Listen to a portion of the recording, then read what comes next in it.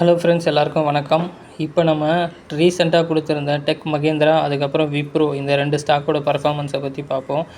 ரீசெண்டாக பார்த்திங்கன்னா டெக் மகேந்திரா நான் சார்ட்டை ஷேர் பண்ணியிருப்பேன்.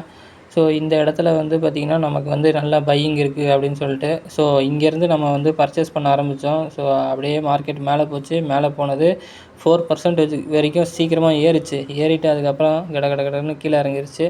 ஸோ இந்த இடத்துலேருந்து இன்றைக்கி தான் ரிகவர் ஆச்சு. நல்ல மூவ்மெண்ட்டு, நல்லா புல்லிஷ் கேண்டில் போட்டிருக்கு. ஸோ விப்ரோலையும் பார்த்திங்கன்னா சேம் அதே தான் நடந்திருக்கு.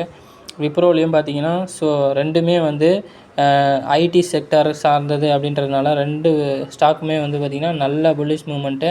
அது போக ஒரு அடிஷ்னல் கன்ஃபர்மேஷன் என்னென்னா, இந்த இடத்த சப்போர்ட்டாக எடுத்துகிட்டு ஸோ இங்கேருந்து பார்த்திங்கன்னா டபுள் பாட்டமாக கூட இதை கன்சிடர் பண்ணலாம். டெய்லியில் இது ஒரு டபுள் பாட்டம் எடுத்து மார்க்கெட் மேலே மூவ் ஆகுது.